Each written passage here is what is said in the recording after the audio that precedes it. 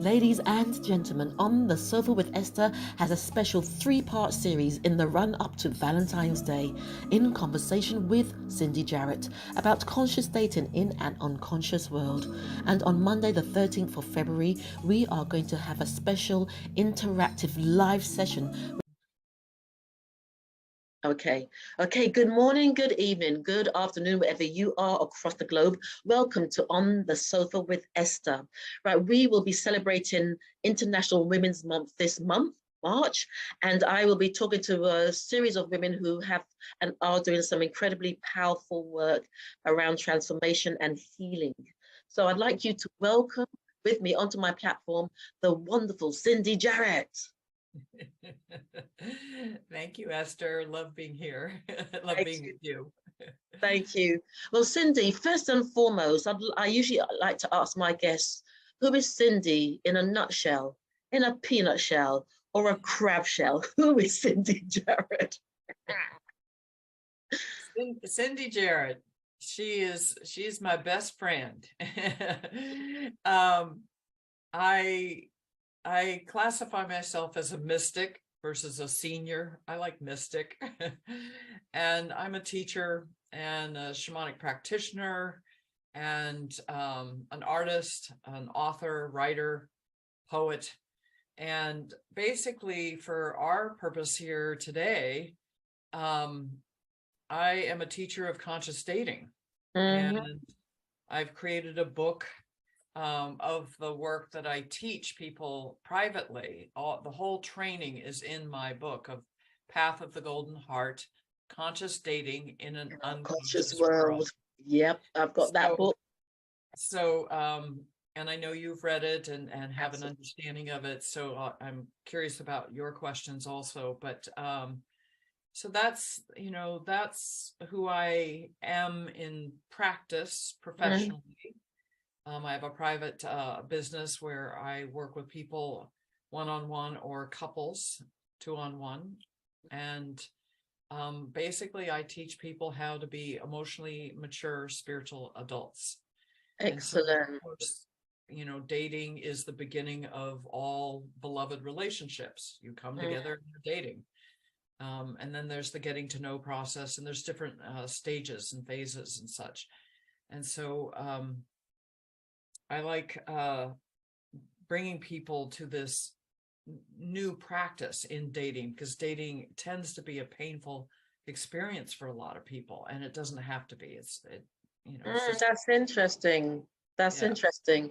But we're gonna, for the purpose of this series, because we're gonna be doing a four-part series, and the theme is really around conscious dating. So therefore, Cindy, how did you sort of get into this practice of conscious dating and then wanting to research and then share and then work with people around this particular subject?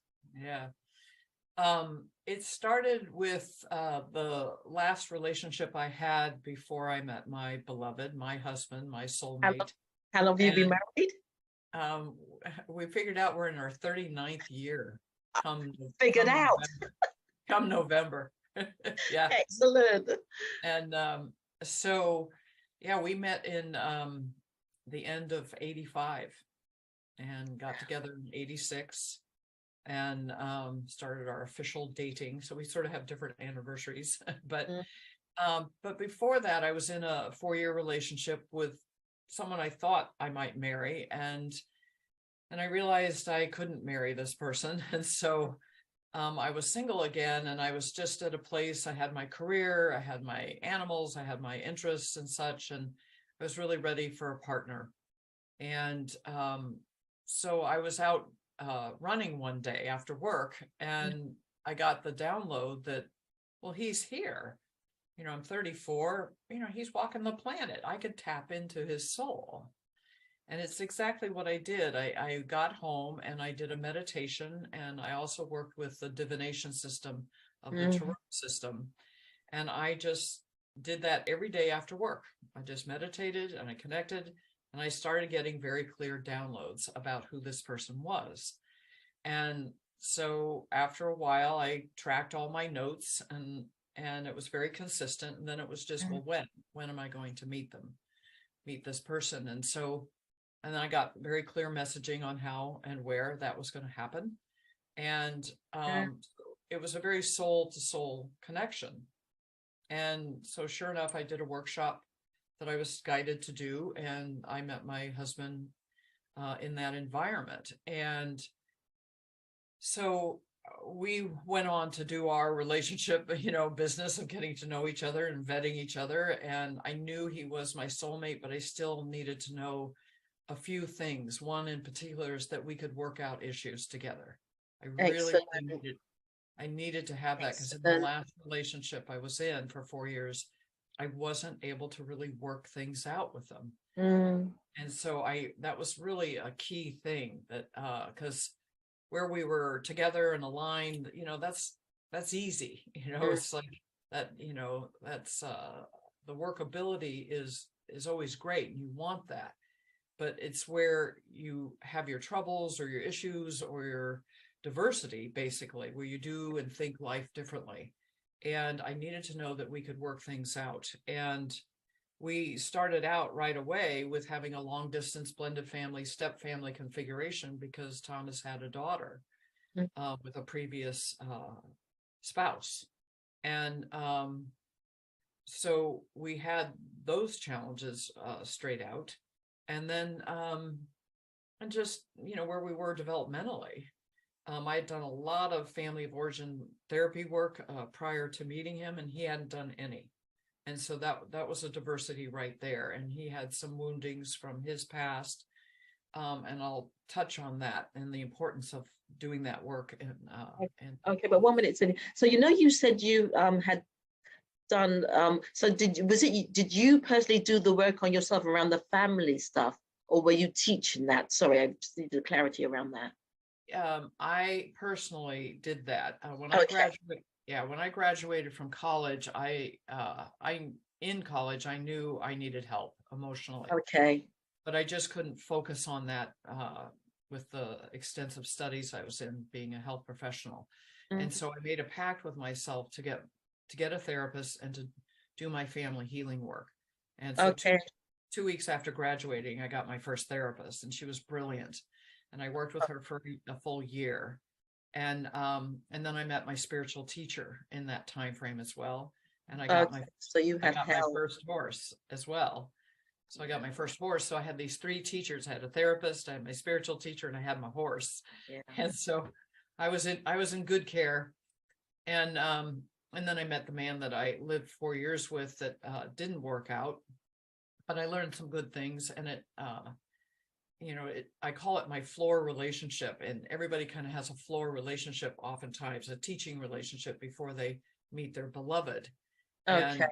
And I'm sure some of the listeners are going, I've been on the floor forever, so, and I feel your pain. So you've been there. And that's part of why I, said, hey, he's here. I can connect with him. Let me connect with him. And then once that happened, and I connected with Thomas, and, we launched our journey of life together, I still wanted to live with him before I married him, and make sure that we were truly compatible in all the important areas. And then I went deep in a meditation process, and I realized I wanted to teach people how to do this. So I created my conscious dating training for individuals. And I've supported hundreds and hundreds of people meeting their soulmate and coming together. And so those individual projects that I did and still do in my consulting, those people said, you got to, I wish I knew you 20 years ago, and, and you got to get this out to more people, and there's all that. And so then I went, okay, so then I started doing in-house workshops, and I did that for a few years. And then my students said, you got to get this out. You got to get this out to people. So then I wrote the book. And Excellent. So now I'm, doing this interview and other interviews and podcasts and such. And so that, people can have access, because conscious dating is a different animal. And I want to say the definition that I work with and how I work with the definition. And so I use, and there's many definitions that could be used, but this is the one I like using and working with. And it's conscious dating is knowing what you want and need for partnership and standing for having those wants and needs met, and Wow, that's powerful. being committed to responsible, non-harming, honest ways of relating throughout the process of getting to know a potential partner and forever. So the practices of being responsible, non-harming, and honest, and that's with self and with potential partners. So telling the truth, if you want an open relationship, if you want just to date and have a BFF, friends with benefits, or if you really, really want to get married, have kids, or you want to just have a partner, you want to live together, telling your truth of what it is you want and need. So I work with people on this definition, and I say, where in this definition do you have your weaknesses? So is it in the area of you really don't know what you want and need? And because that starts all creations processes, is knowing what you want and need. If you're building a house, you have to, if you go to an architect, they go, well, what are you looking for? And I'm like, I don't know. But sometimes, Cindy, sometimes people don't know because of their perception, because of their experiences, and also what they've seen around them. So how would you guide, how do you, for example, get someone to that point who've been through lots of those flaw type of experiences and relationships that you've mentioned? What's the process that you would take someone through for them to actually have that self-love of self, to actually say, actually, this is what I want, rather than this is what I want based on where they've come from? Does that make sense? Oh, yeah, totally. I'm with you. I'm tracking. Just for the listeners' point, I just want to say that Esther is one of the most amazing women on the planet, and I love her to bits. Bless you. She's a sister from another mother. Yes, exactly. So anyway, had to sneak that in. Thank you. So there's a couple things. So how I begin the process is with this definition. So I first ask, do you not have the clarity of what you want and need? Or do you know what you want and need and you haven't stood for it? Or have you been irresponsible, or have you been harming yourself in some way by not being honest? Are you honest or dishonest in terms of revealing or being transparent, or just being upfront about what it is you want and need? Because I encourage people in the conscious dating process to vet their potential partners. And one of the pieces that has to be in place is you just being completely honest about what you're seeking. And no games, no BS around that. Just, this is me. This is what I want. Is that alignment with you? No. Okay. Well, nice meeting you. Good luck. And you go on your merry way to find people that align. But so people usually come back with, no, I don't have that clarity. I haven't really gotten that clarity. And I am not a supporter of practice dating. I don't like the speed dating thinking. I don't like practice dating concept of, well, I'll figure it out with you. I'll figure out who I am and what I want and need on your heart. And I don't really like that. So how does one get that clarity? So I like to work with people's history. So I have and again, all these pieces I mentioned are in the book, all the training pieces, all the exercises, and it's a workbook, and you can take yourself through the process. Yeah. So the first process I do is the trait process on past partners. What are your positive and negative traits on yourself and two major relationships? So that people see their patterns, yes, of who they draw to them that isn't working. And it's usually very crystal clear.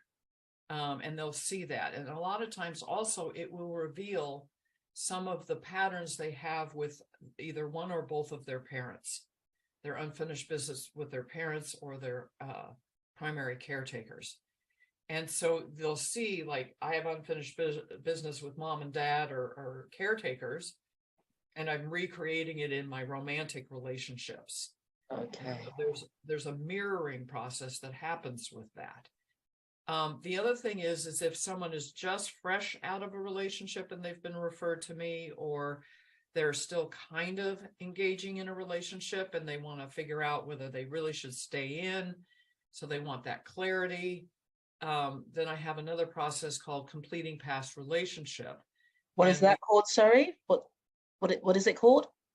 Completing past relationship. And it's a series of questions that people walk themselves through of what's working, what's not working, what am I learning, what is my responsibility in the issues that I'm facing. And it helps people get very clear about whether they should really stay in that. And also part of my job in teaching this is to bring people to understand what is healthy, as opposed to what is not working or what is toxic or detrimental, unsuccessful qualities of a relationship. It's as much important to know what works as also to understand what doesn't. So I have a handout of red flag behaviors. And so people learn, if I, out of the 50 or more traits of red flags, and you're in a current partnership or your most recent relationship, and you go through that list and go, yeah, Harry had, 50% of these red flags. Well, now you know why that relationship couldn't sustain.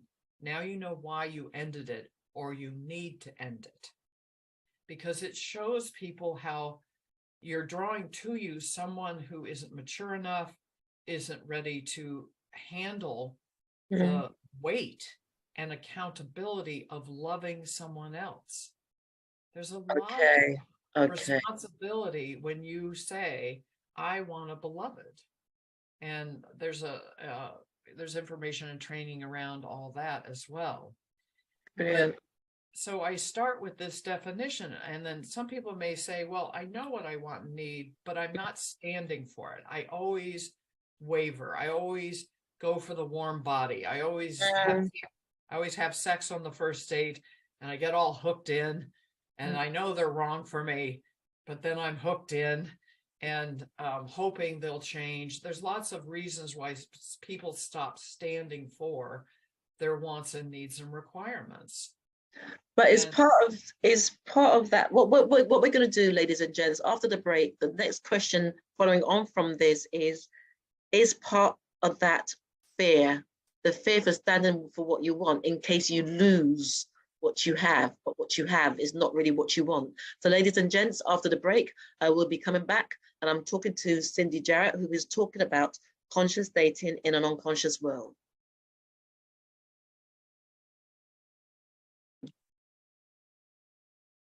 Okay, so book your exclusive experience today with Tony Jazz, bespoke lifestyle manager to the rich and famous, professional butler and fine dining restaurant reviewer, the butlers of Mayfair Bespoke Events. Your wish is our command.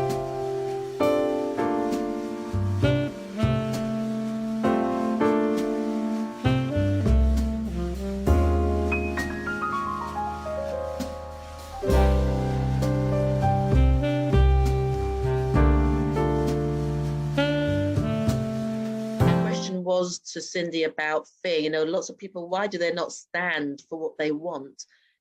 Is a lot of that because they're from a place of fear, Cindy? Well, yeah, there's a couple answers for that.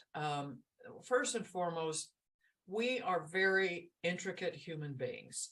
We are spiritual beings having a human experience, and there's a lot of intricacies and layers to who we are. We're like diamonds. We have multiple facets to us. And it's why relationships are complicated and intricate. Now, some of the solutions are simple, but because of our complications and intricacies, it can make for some of the pain we have in relationship. And one of the pains does come from not standing for what you want and need. So that comes from a base, a strong base of self-love. And it comes from also having it modeled. And conscious dating is not necessarily the primary modeling out there in the dating world. So it hasn't been modeled enough. And it's why I'm wanting to get this out to more people on a global scale instead of in a private office setting that I've done for 34 years now. And we are going to be talking about self-love in series 3, ladies and gents. We're going to be doing a deep dive about self-love. So sorry, apologies. That's all right. And the other couple of things that stand in the way is, your self-esteem, also your beliefs, which we'll talk about in the next segment. If you don't believe it's possible, you won't be able to stand for what you want and need. If you don't believe that the person you're dating is capable of loving you or you're capable of loving them. So beliefs are very important, and we'll talk in depth about that. They're so important.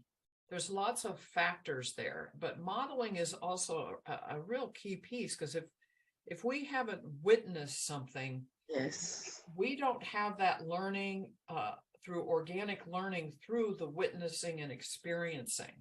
And if it's not embodied, it's not ours to own or benefit from. We need to have our toolkit embodied in our system so that we have it to use. And that's why I like teaching this, because it is a staged learning process. You take yourself through, I guide people through either in the book or on one-on-one sessions, how to really work the getting ready. And that to think about this in conscious dating, you can do regular dating, meet someone, it works, it doesn't work, pain, no pain, regular dating. But conscious dating has different demands. And it is that you come into it, you start your dating process from the fact that you know what you want and need, and you're holding for that occurring. And then you've trained yourself or been trained in standing, backing it up with the being responsible, being honest all the way through. And that's honesty about your family relationships, your relationship history, your sexual history, your STD history, your safe sex history, your wants, needs, preferences, your gotta haves, meaning your deal breakers, being honest about that and not fudging on that at all. And so there's a lot of, again, intricacies to how your honesty is, and you don't necessarily divulge everything on a first date. I did do that with Thomas and I don't necessarily recommend that. I recommend you first find out, do you really like the person? Do you feel you have some basic things in common? In the book, there's a whole dating questionnaire that you can, begin to get to know somebody with. But standing for comes from a core connectivity to, I deserve this. I deserve love. I am lovable. But that's what you coach people. That's what you coach people into those places, because I would assume a lot of people aren't standing from those places, and so the work you do supports them to understand. And there was one question before we wind down with this section, Cindy. You talked about modeling.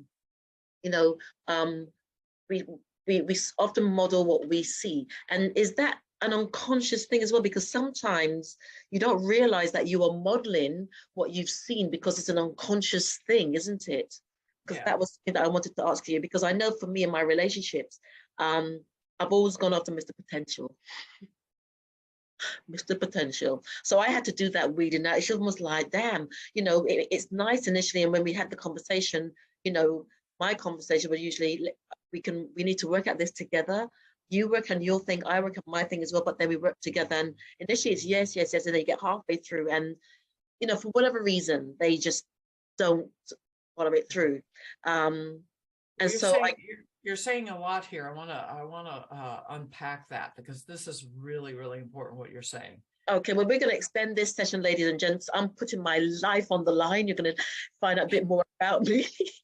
I just want to just say also that I'm no longer in that place with the Mr. Potential thing, because it's almost like I had to make that decree with myself no more, but I had to do some work around it. So over to you, Cindy, and we've got let's do another 10, 15 minutes on this, because this is warming up rather nice. Yeah. So my first therapist told me never fall in love with potential, because potential is not happening. You want to be with the happenings. You want to be with someone who is, pretty much engaged, on the path.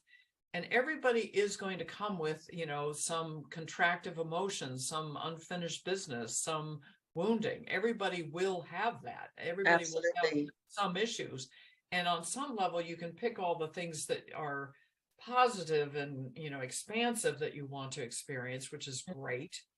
And sometimes it's also to really look and see, well, what are the more, contractive emotions and habits, patterns, and behaviors that I can live with?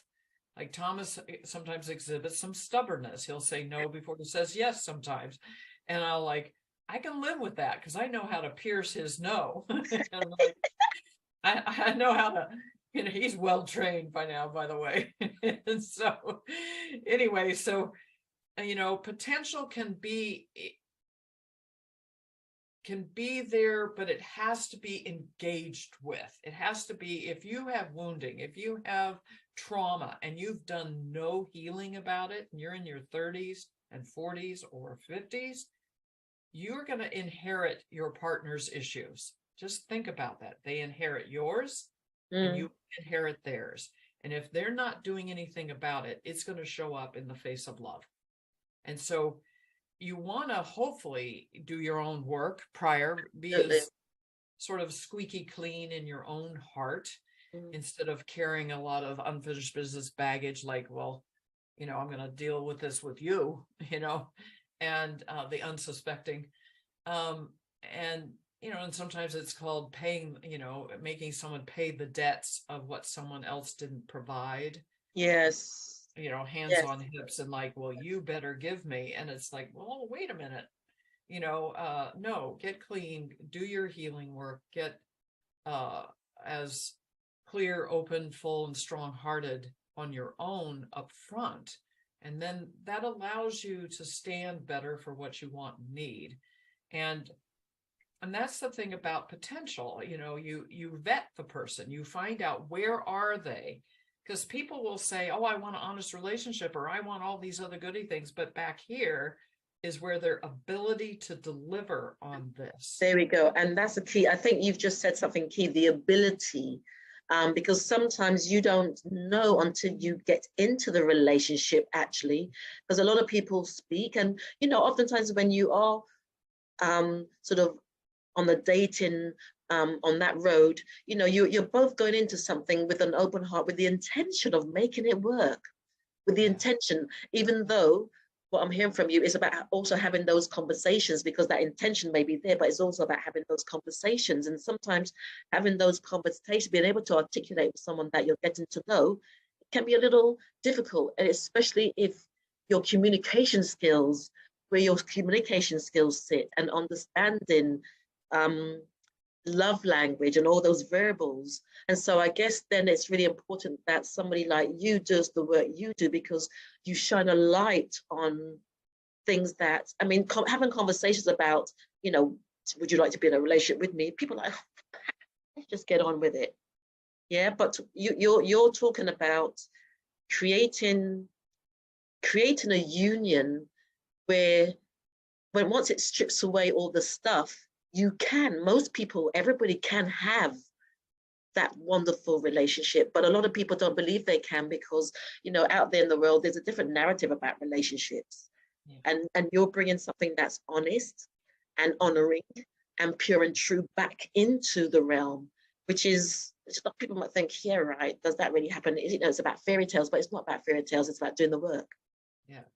Well, everybody I've ever worked with in these 34 years has always said, where were you 20 years ago? I needed you, 30 years ago. And I wish I had, you with my first husband because I really loved him, or wife, I really loved her. And, I sometimes I still regret that I lost that relationship just because I was immature or I acted out, or, and, that's the thing is, that's why at the core of what I teach is emotional maturity, because that, my friends, is what's missing in the world. You give me any problem that we're facing right now, and it is all based in emotional immaturity.